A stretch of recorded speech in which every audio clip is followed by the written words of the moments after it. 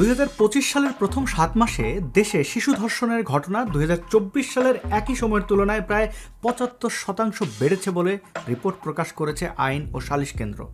2026 সালে এসে আমরা কি দেখলাম? অতীত থেকে কি শিক্ষা নিলাম? কিছুই না। গত মাসগুলোর কয়েকটি ঘটনা মনে করার চেষ্টা করি।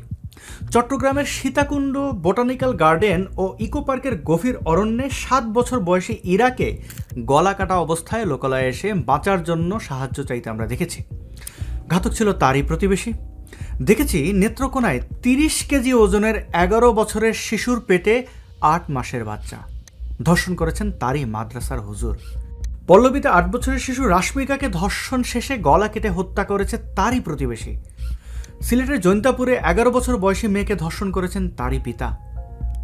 এই ঘটনাগুলো আমাদের মনে করাতে বাধ্য করে যে এই দেশে শিশুরা কোনোভাবেই নিরাপদ নয়, তাদের ধর্ষকদের সংখ্যাও কম নয়। কিন্তু বিবাহের নামে যে ধর্ষণ হয় সেটি কি খেয়াল করেছেন? করেননি। কিন্তু এটি আরও মারাত্মক। সম্প্রতি জামাতি জঙ্গিদের হাত ধরে দেশের মোল্লারা মাথাচাড়া দিয়ে উঠেছে। দেশকে পেছনের দিক দিয়ে একেবারে মধ্যযুগে নিয়ে যাওয়ার সকল আয়োজন তারা সম্পন্ন করেছে। নারীদেরকে প্রকাশ্যে ভীত সন্ত্রস্ত করে তুলেছে। তারা এই সুযোগে অর্থাৎ জামাত ইউনুস ক্ষমতা এবং বর্তমান বিএনপি অর্থাৎ ডানপন্থীদের হাতে যেহেতু ক্ষমতা, সেই সুযোগে সমাজে তারা আবার বহু বিবাহ ফিরে আনতে চাইছে শিশু বিবাহ। যত প্রকার ধর্মীয় কুপমণ্ডকতা আছে সবই একসাথে তারা নিয়ে আসতে চাইছে। কয়েক মাস আগে লুবাবা নামক একজন শিশু শিল্পী বিয়ে করছেন এমন খবর বিভিন্ন গণমাধ্যমে এসেছিল এবং গণমাধ্যমগুলো এই ঘটনাকে স্বাগত জানাতে শুরু করে। বিশ্বাস করুন, কিছু পত্রিকাও এই ঘটনাকে উৎসাহিত করতে শুরু করেছে এভাবে। দেখুন, দৈনিক যুগান্তর কি শিরোনাম করেছে। যুগান্তর লিখেছে, 15 বছরের বিয়ে, প্রশংসায় ভাসছে সেই লুবাবা। কল্পনা করা যায় দেশের আইনে সম্পূর্ণ অবৈধ একটা কাজকে এমন নির্লজ্জভাবে সেলিব্রেট করছে ধর্মান্ধ ধর্ষকদের পালে হাওয়া দেওয়ার জন্য, পাছে কিছু কাটতি পাওয়া যায়, পত্রিকাটি জনপ্রিয় হয়। সম্প্রতি শিশু ধর্ষণের ঘটনাগুলোর কয়েকটি কথা একটু আগে যেমন উল্লেখ করছিলাম, এখন চলুন আমরা কিছু অভিযোগ দেখি। আপনারা অনেকে অভিযোগ করেন পশ্চিমারা ভোগবাদী। কথাটি কিছুটা হলেও সত্য, কিন্তু শিশুদের বেলায় তারা এমন কেন? শিশু বিবাহে তাদের সমস্যাটা কি? শিশু বিবাহ বন্ধ করলে তাদের কি লাভ হয়? চলুন আগে এই বিষয়টি ক্লিয়ার করি। এটা শুধু পশ্চিমাদের বিষয় নয়, সারা বিশ্বের সকল সভ্য দেশের ব্যাপার। সারা দুনিয়ার মানুষ চায়, অর্থাৎ সুস্থ সভ্য মানুষ চায় তাদের শিশুদের সুরক্ষিত রাখতে। বর্তমানে একটা সভ্য জাতিতে শিশু বিবাহের বৈধতার কথা চিন্তাও করা যায় না। আফগানিস্তানের মতো 2টি প্রস্তর যুগের সমাজ বাদ দিলে সারা বিশ্বে শিশু বিবাহ নিষিদ্ধ। চীনে মেয়েদের সর্বনিম্ন বিয়ের বয়স 20 বছর, পুরুষের 22 বছর। জাপানে ছেলে মেয়ে উভয়ের জন্য 18 বছর নির্ধারণ করা রয়েছে, অর্থাৎ 18 বছরের নিচে আপনি বিয়ে করতে পারবেন না। কিন্তু শিশু বিবাহ কেন নিষিদ্ধ এই প্রশ্নটি কি করেছেন? অর্থাৎ 18 বছরের নিচে। আর উন্নত বা ফার্স্ট ওয়ার্ল্ড যেগুলোকে বলা হয়, সেই দেশগুলো শিশুদের নিয়ে এত সেন্সিটিভ কেন? শিশুদের কেউ কেউ বিপদে গেলেও তারা বিয়ের বৈধতা দেয় না কেন? কেন 18 বছর হতেই হবে? 18 বছরের শিশুরা একটু জীবনকে এনজয় করলে, বা 18 বছরের নিচের শিশুরা একটু জীবনকে এনজয় করলে সমস্যা কোথায়? শিশুদের সাথে এদের অর্থাৎ পশ্চিমাদের কোনো প্রকার শত্রুতা রয়েছে কি? হ্যাঁ, সকল প্রশ্নের উত্তর দিচ্ছি, আপনারা মন দিয়ে শুনুন। বিয়ে কোনো সাধারণ সম্পর্ক নয়। এর মাধ্যমে দুটি মানুষ একজন অপরজনের দায়িত্ব নেয়। স্বামী স্ত্রীর দায়িত্ব নেয় না, স্ত্রী স্বামীর দায়িত্ব নেয় না, একে অপরের দায়িত্ব নেয়। দুজনের একজন যদি অপ্রাপ্তবয়স্ক হয়, তবে অন্যজন বুঝে হোক বা না বুঝে হোক ওই শিশুটিকে অ্যাবিউজ করবে এবং নানান প্রকার ক্ষতির সম্মুখীন ওই শিশুটি হবে। এমনকি ওই শিশুটিকে এক ধরনের দাসেও পরিণত করে ফেলতে পারে। মোল্লা টাইপের কিছু লোক অতীতে শিশু বিবাহের দোহাই দিয়ে, বিশেষ করে পয়গম্বরদের জীবনের উদাহরণ টেনে এই ঘৃণ্য কাজকে, অর্থাৎ অতীতে এটা ঘটেছে তাই এখন এটা করা যাবে, শিশু বিবাহ এই ঘৃণ্য কাজকে বৈধতা দেওয়ার চেষ্টা করে আসছে। বাল্য বলতে আমাদের সমাজে কি বোঝানো হয়? 18 কম বা 21 কম। বলো তো, আমরা সহ, রবীন্দ্রনাথ সহ, লিও টলস্টয় সহ, ফ্রয়েড সহ, এই যে যত বিশ্বের যত দার্শনিক, বৈজ্ঞানিক, পণ্ডিত, আইনস্টাইন সহ, তারা তাদের মায়েরা কি 18 পরে বিয়ে করেছে, 18 আগে বিয়ে করেছে? 18 আগে। তো এরা সবাই বাল্য বিবাহের সন্তান। আমাদের থিওরি কি, 18 আগে বিয়ে হলে সন্তান অসুস্থ হয়, তার মানে অসুস্থরাই এইসব হয়েছে। নোবেল প্রাইজ শুধু অসুস্থরা হয়, এখন সুস্থরা কেউ পাচ্ছে না। কথা বুঝেছো? বিশ্বে রবীন্দ্রনাথের মতো সাহিত্যিকও আর জন্মাচ্ছে না, লিও টলস্টয়ের মতো সাহিত্যিকও জন্মাচ্ছে না, আইনস্টাইনের মতো বৈজ্ঞানিকও জন্মাচ্ছে না। কথা বুঝতে পেরেছো? তার মানে বোঝা গেল বৈজ্ঞানিক, দার্শনিক, কবি, সাহিত্যিকও তো অসুস্থদের সন্তান হতে হবে, অসুস্থ হইতে হবে। আচ্ছা, এবার বলো, তোমাদের দাদিরা অনেকেরই এখনো বেঁচে আছে, যার বয়স 70, 80, 85, 90, এরা এখনো মোটামুটি ভালো সুস্থ আছে। বিশেষ করে তাদের এনার্জি অনেক বেশি, অর্থাৎ বাড়িতে মেহমান আসে রান্না বাড়ার জন্য অস্থির হয়ে যায়, রান্নাঘরে চলে যায়, পাশের বাড়ির লোক আসলে খোঁজ নেয়। আর তোমরা দেখবে তোমাদের প্রজন্মের অনেকেই বিয়ে শাদী করেছে, যারা একটু তোমাদের চেয়ে উঁচু প্রজন্মের, মানে বয়স্ক, দেখবে একটা বা দুটো বাচ্চা, অসুস্থতার শেষ নেই, মাথা ব্যথা, শরীর মোটা হয়ে গেছে, মেদ হয়ে গেছে, বাড়িতে মেহমান তো দূরের কথা, নিজের স্বামীর জন্য রাঁধতে মন চায় না, আর কি না, আমি রাঁধতে নিতে পারবো না। তাহলে তারা যে বলে যে 18 আগে বিয়ে হলে মায় অসুস্থ হয়, সন্তান অসুস্থ হয়, এটা তারা বিজ্ঞানের কি বলে আমরা জানি না, আমরা খোলা চোখে দেখছি, কথা দুটোই মিথ্যা। ইসলামে বাল্য বিবাহ বলতে কিচ্ছু নাই, বালেক বিবাহ আছে। কি আছে? বাল্য বিবাহ বলতে কোনো কিছু কি আছে? বালেক বিবাহ। বালেক বিবাহ মানে ছেলে বালেক, মেয়ে বালেগা। তার মানে সে মেন্টালি ম্যাচিউরড, ফিজিক্যালি ম্যাচিউরড, তার ম্যাচুরিটি চলে আসছে। আল্লাহ তো বয়স বান্দা দেন নাই। ইসলামের হুকুম বালেগ হয়েছে, বিয়ে চলবে যদি ছেলে মেয়ে রাজি হয়। ওইটাকে আপনারা হারাম করছেন। অপরদিকে আপনারা গণতান্ত্রিক, আপনাদের ডেমোক্রেসি আছে, আপনাদের লিবার্টি, স্বাধীনতা আছে, আপনাদের বাক স্বাধীনতা আছে, মুক্ত চিন্তা আছে। আয়েশা সিদ্দিকা রাদিয়াল্লাহু তাআলা আনহাকে কোন রেওয়ায়েতে আছে আল্লাহর নবী 6 বছর বয়সে, মুসলিম শরীফের একটা রেওয়ায়েতে এবং মিশকাতের কয়েকটা রেওয়ায়েতে দেখেছি যে 7 বছর বয়স। রসুলের 52 বছর বয়স, আয়েশার বয়স 7 বছর।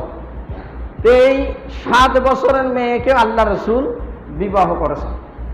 আমাদের দেশে দেখা যাচ্ছে নাতিশীতোষ্ণ অবস্থা, এই জন্য আমাদের দেশের মেয়েরা 12, 14, 15 বছরের মধ্যেই বালেগা হয়ে যায়। অধিকাংশই 99, 15 অ্যাকসেপ্ট হয় না। আমরা তো সভ্য হচ্ছি, তাই না? এক সময় বর্বর ছিল বলে আমরা সেই বর্বরতার যুগে কেন পড়ে থাকব? সতীদাহ হয়ে ফিরে যেতে চাইলে আপনি কি সেটি অ্যালাউ করবেন? কোথাকার কোন ভণ্ড 6 বছরের শিশুকে বিয়ে করেছে বলে সেটিকে এই যুগে এসে জাস্টিফাই করতে হবে কেন? সামান্য মানবতা, কমন সেন্সও কেন কাজ করছে না? এখন আসুন দেখি শিশু বিবাহে আসলে বৈজ্ঞানিক দৃষ্টিকোণ থেকে সমস্যা কোথায়। শিশু বিবাহ শুধু সামাজিক সমস্যা নয়, এটি সরাসরি একটি গুরুতর স্বাস্থ্য ঝুঁকি। একটি মেয়ের শরীর পুরোপুরি পরিণত হওয়ার আগে বিয়ে এবং তার সাথে বিয়ের পরে যৌন জীবন এবং গর্ভধারণ হয়ে থাকলে তার শরীরের ওপর অস্বাভাবিক চাপ ফেলবে। এই সময়ে, অর্থাৎ ওই শিশু বিবাহের পরবর্তী সময়ে, ওই শিশুটির শরীর, বিশেষ করে প্রজনন অঙ্গ সম্পূর্ণভাবে প্রস্তুত থাকে না, ফলে খুব দ্রুত নানান জটিলতা শুরু হতে পারে। অনেক ক্ষেত্রে এই সকল, অর্থাৎ শিশু বিবাহের শিকার যে মেয়েরা, তারা পর্যাপ্ত চিকিৎসা বা স্বাস্থ্যসেবা পায় না, যা পরিস্থিতিকে আরও বিপজ্জনক করে তোলে। একটি গুরুত্বপূর্ণ বিষয় হলো, শরীর কখন যৌনতার জন্য প্রস্তুত হয় তা শুধু বয়স দিয়ে বোঝা যায় না। বয়ঃসন্ধি শুরু হয় সাধারণত 8 থেকে 13 বছর বয়সের মেয়েদের এবং 9 থেকে 14 বছরের বয়সের ছেলেদের। এই সময়ে শরীরের পরিবর্তন শুরু হয় এবং ধীরে ধীরে প্রজনন ক্ষমতা তৈরি হয়। কিন্তু বিশ্ব স্বাস্থ্য সংস্থা এবং ইউনিসেফের মতে এই পরিবর্তন মানেই কেউ যৌন জীবনের জন্য প্রস্তুত হয়ে গেছে এমনটি নয়। প্রজনন ক্ষমতা শুরু হওয়া আর নিরাপদ ও পরিণত যৌন জীবনের জন্য প্রস্তুত হওয়া এক জিনিস নয়। জসীমউদ্দিনের কবর কবিতায় বৃদ্ধ তার শিশু স্ত্রীসহ বিভিন্ন স্বজন হারানোর তীব্র বেদনাকে তুলে ধরেছেন। কেন উজানতলি গ্রাম থেকে বিয়ে করে তার শিশু স্ত্রীকে নিয়ে আসার পর মারা গেলেন, বাচ্চা জন্ম দিতে গিয়ে নাকি সংসারের চাপে নাকি অপুষ্টিতে ভুগে, তা আমরা জানি না। কিন্তু বৃদ্ধের ছেলের বউ মারা গিয়েছিল স্বামীর মৃত্যুর শোকে, সম্ভবত আত্মহত্যা করে। সেই বৃদ্ধের নাতনির মৃত্যুকে নিয়ে যে বিবরণ আছে তার 4টি লাইন আপনাদের মনে করাই। এখানে তোর বুজির কবর, পরীর মতন মেয়ে, বিয়ে দিয়েছেন কাজীদের বাড়ি, বনিয়াদি ঘর পেয়ে। এত আদরের বুজিরে তাহারা ভালোবাসিত না মোটে, হাতেতে যদিও না মারিত তারে, শত যে মারিত ঠোঁটে। পরে তার করুণ মৃত্যু হয়। একটা সংসারে বিভিন্নমুখী চাপ থাকে, সেটা নেওয়ার মানসিক সক্ষমতা অপ্রাপ্ত বয়স্কদের থাকে না। যারা শিশু বিয়ের পক্ষে কথা বলেন তাদের উচিত এই কবিতাটি আরেকবার পড়া, বারবার পড়া এবং বোঝার চেষ্টা করা। এবার পরের প্রসঙ্গে আসি। শারীরিকভাবে দেখলে 18 বছরের আগে শরীর বিকাশমান থাকে। 18 বছরের আগে শরীর বিকাশমান থাকে, অর্থাৎ প্রস্তুতির পর্বে থাকে।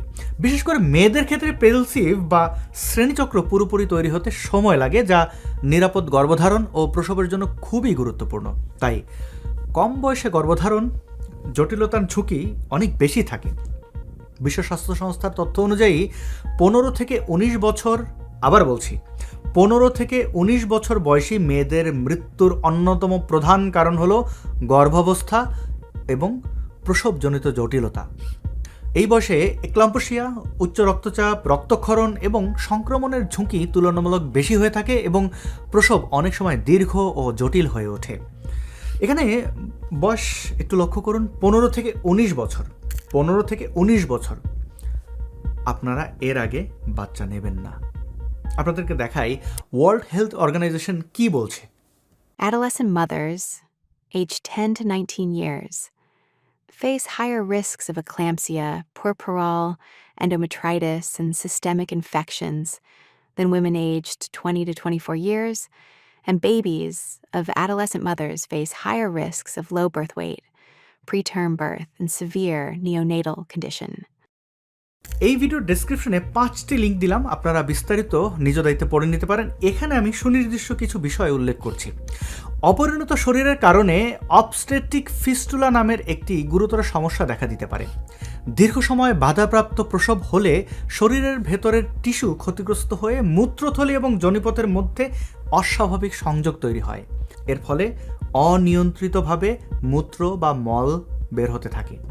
এটি শুধু শারীরিক কষ্টই নয়, এই সমস্যার কারণে অনেকেরই আর সংসার চালিয়ে যাওয়া সম্ভব হয় না। ভাবুন তো, একটা বুইড়া বেটা শিশুকে বিয়ে করে আনলো, তারপরে যৌন সঙ্গম করলো, ওই শিশুটি অন্তঃসত্ত্বা হলো, এরপর এই সমস্যা দেখা গেল, অর্থাৎ তার প্রস্রাব বা পায়খানার নিয়ন্ত্রণ তার নিজের কাছে থাকলো না, বিছানা নষ্ট হয়ে যাচ্ছে, ঘর দুর্গন্ধ হচ্ছে। এই অজুহাতে ওই বেটা আরও কয়েকটা বিয়ে করার চেষ্টা করবে, প্রথম, দ্বিতীয়, তৃতীয়, চতুর্থ। আমাদের দেশে তো এগুলো অনেকটাই স্বাভাবিক, তাই না? তো এই শিশু বিবাহের ফলে কি হলো? শিশুটি তার শারীরিক অঙ্গ, বিশেষ নিয়ন্ত্রণ, এমনকি সংসার সব কিছু হারালো। তার হাতে আর কি উপায় থাকবে বেঁচে থাকার জন্য? এই জন্যই বলছিলাম, এই ঘটনায় সংসার চালিয়ে যাওয়া সম্ভব হয় না। শিশু বিবাহ যৌনতাবাহিত রোগের ঝুঁকিও বাড়ায়। অনেক সময় কিশোরীদের স্বামী তাদের বয়সে অনেক বড় হয় এবং বয়সে বড় হওয়ার কারণে আগে বিয়ে করে থাকতে পারে, অন্যের সাথে যৌন সঙ্গম করে থাকতে পারে। এর ফলে এইচআইভি বা অন্যান্য যৌনবাহিত সংক্রমণের ঝুঁকিও বেড়ে যায়। কয়েকটি গবেষণায় দেখা গেছে, কিছু দেশে বিবাহিত কিশোরীদের মধ্যে এইচআইভি সংক্রমণের হার অবিবাহিত সমবয়সীদের তুলনায় অনেক বেশি। এর বড় একটি কারণ হলো তারা নিজের সুরক্ষা নিয়ে সিদ্ধান্ত নিতে পারে না এবং অনেক ক্ষেত্রে অরক্ষিত যৌন মিলনের বাধ্য হয়, অর্থাৎ সেফটি যে মেজারগুলো রয়েছে, কন্ডোম ইউজ করা বা অন্যান্য হাইজিন মেনটেন করা, এগুলো তারা তো জানেই না কি করে সম্মতি বা বিরোধ দেখাবে, তাই না? কম বয়সে যৌনজীবন শুরু হওয়ার কারণে সার্ভিক্যাল ক্যান্সারের ঝুঁকিও বাড়ে। হিউম্যান প্যাভিলোমা ভাইরাস সংক্রমণ হলে পরবর্তীতে ক্যান্সার হতে পারে। অল্প বয়সে যৌন সম্পর্ক শুরু হলে এই ভাইরাসে আক্রান্ত হওয়ার সম্ভাবনা বেশি থাকে, যা দীর্ঘমেয়াদে গুরুতর স্বাস্থ্য সমস্যায় রূপ নিতে পারে এবং গর্ভাবস্থায় সংক্রমণজনিত রোগের ঝুঁকিও বাড়ে। বিশেষ করে ম্যালেরিয়া প্রবণ এলাকায় কিশোরী গর্ভবতী মেয়েদের মধ্যে ম্যালেরিয়ার প্রভাব বেশি এবং অনেক ক্ষেত্রে তীব্র হতে পারে, যার ফলে রক্ত স্বল্পতা, শ্বাসকষ্ট বা রক্তে শর্করার মাত্রা কমে যাওয়ার মতো জটিলতা দেখা দিতে পারে।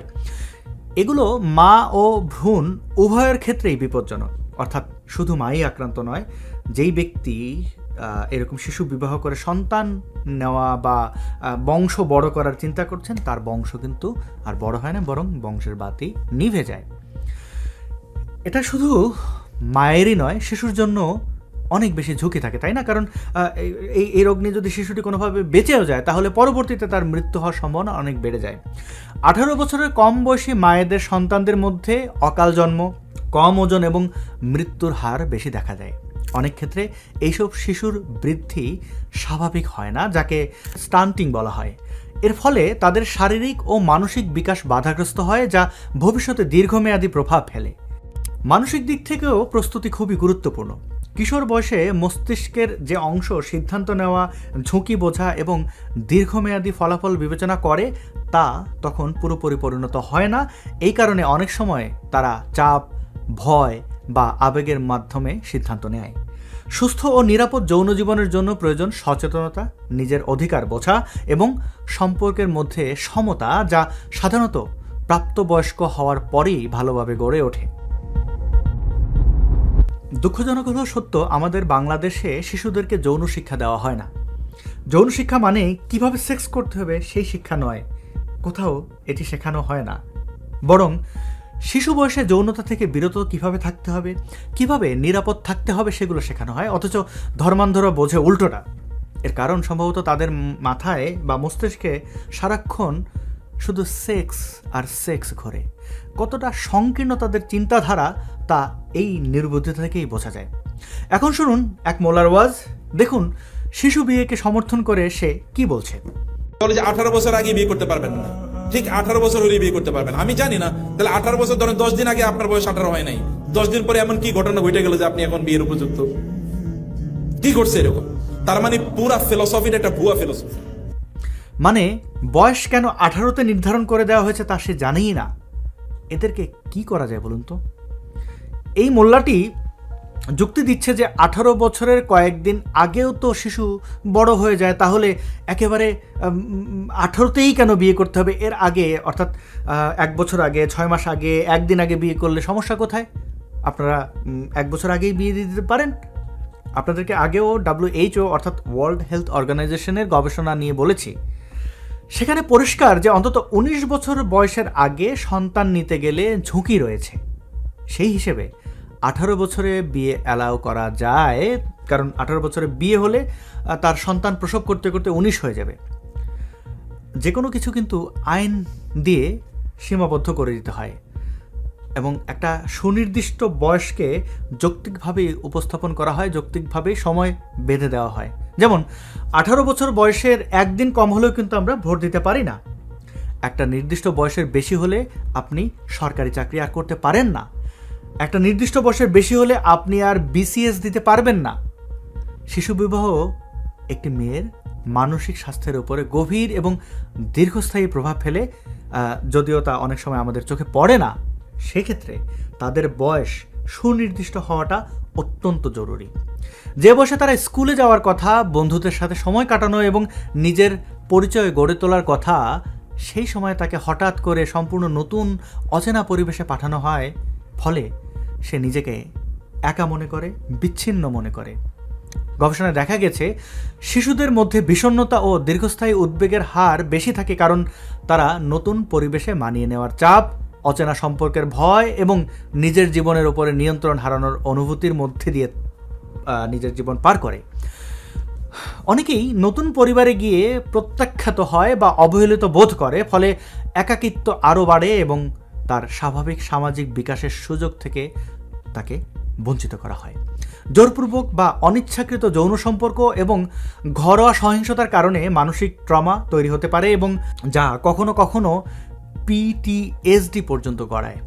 একই সঙ্গে এই বয়সটি আত্মপরিচয় গড়ে ওঠার জন্য খুবই গুরুত্বপূর্ণ, কিন্তু এই বয়সে বিয়ের কারণে সেই স্বাভাবিক বিকাশ বাধাগ্রস্ত হয়, ফলে আত্মবিশ্বাস ও স্বনির্ভরতা ঠিকভাবে গড়ে ওঠে না। আর মা যদি স্বনির্ভর না হয়, আত্মবিশ্বাসী না হয়, তাহলে সন্তানদের অবস্থা কি হয়? আমাদের বাংলাদেশে এই যে আজব সকল মানুষ দেখতে পান, তাদেরকে দেখলেই মনে হয় পারিবারিক কোনো শিক্ষা নেই। শূন্যতা কোথায় বুঝতে পারছেন? ত্রুটি আসলে কোথায় তৈরি হয়েছে বুঝতে পারছেন? এটা কিন্তু চেইন রিয়াকশন।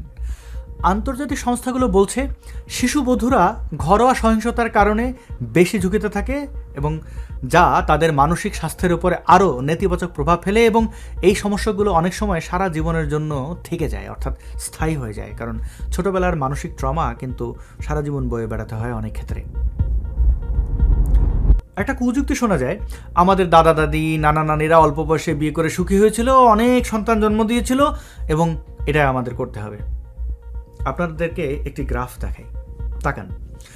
1990 সালে বাংলাদেশে 1 লাখ শিশু জন্ম দিতে গিয়ে 569 জন মারা যেত। 1 লাখ শিশু জন্ম হলে সেখান থেকে 569 জন মারা যেত, এবং সেটি 2015 সালে নেমে দাঁড়িয়েছে মাত্র 176 জনে। 2015 সালে সেটি দাঁড়িয়েছে 176 জনে। এটা সম্ভব হয়েছে জনসচেতনতা, সুচিকিৎসা এবং বাল্যবিবাহ বন্ধ করার মাধ্যমে। আবার এই গ্রাফটি দেখুন, 1955 সালে 1 বছর বয়সের নিচে থাকা শিশু মারা যেত 211 জন। 211 জন 1000-এর মধ্যে মারা যেত 1955 সালে। সেটি কমতে কমতে 2020 সালে এসে হয়েছে মাত্র 27 জন। কোথায় 211 জন আর কোথায় 27 জন? এই অবদান বিজ্ঞানের। এখানে অলৌকিক বলে কোনো কিছুই কাজ করেনি।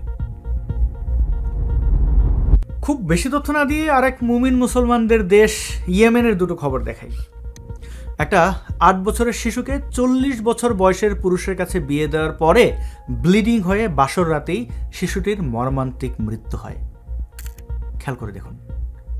ইয়েমেনের আরেকটি ঘটনা, 12 বছরের শিশুকে জোরপূর্বক বিয়ে দেওয়া হলে সেই বাচ্চা আরেকটি বাচ্চা জন্ম দিতে গিয়ে, অর্থাৎ সে নিজেই বাচ্চা, আরেকটি বাচ্চা অর্থাৎ তার পেটে সন্তান জন্ম দিতে গিয়ে মারা যায়, এবং পেটে থাকা বাচ্চাটিও মারা যায়। এরকম খবরে নেট জগৎ সয়লাভ, অথচ মোল্লাদের জ্ঞান ফেরে না, কারণ তারা জ্ঞান ফেরাতে আসেনি, তারা শিশু বিবাহ করতে চায়। সব কিছু মিলিয়ে দেখা যায় শুধু শারীরিক পরিবর্তন শুরু হওয়া মানেই যৌনতার জন্য প্রস্তুত হওয়া নয়। শারীরিক নিরাপত্তা, মানসিক পরিপক্কতা এবং নিজের সিদ্ধান্ত নেওয়ার ক্ষমতা একসাথে তৈরি হতে অনেক সময় লাগে। তাই আন্তর্জাতিক সংস্থাগুলো সাধারণভাবে 18 বছরের নিচে বিয়ে ও যৌনতাকে ঝুঁকিপূর্ণ হিসেবে বিবেচনা করে এবং এটি এড়িয়ে যাওয়ার পরামর্শ দেয়। এ পর্যন্ত যা বলেছি তা কি আপনাদের কাছে পরিষ্কার হয়েছে? যদি পরিষ্কার হয় তবে আপনারা নিজেদের দিকে একটু খেয়াল রাখবেন, নিজেদের দিকে তাকাবেন, আশেপাশের দিকে তাকাবেন। বিয়ে অথবা লিভ টুগেদার যাই বলুন না কেন, সেটা শিশুদের মধ্যে কোনোভাবেই হতে দেবেন না। শিশু বিবাহকে সমর্থন করা খুবই বিপজ্জনক ও নিম্ন স্তরের মূর্খতা। যেই মূর্খতাটি কি আপনাকে মানায় কিনা নিজেকে প্রশ্ন করে দেখবেন। এক কথায় বলতে গেলে শিশু বিবাহ মানেই হচ্ছে একটি বাচ্চাকে ধর্ষণের জন্য সামাজিক স্বীকৃতি গ্রহণ বা প্রদান।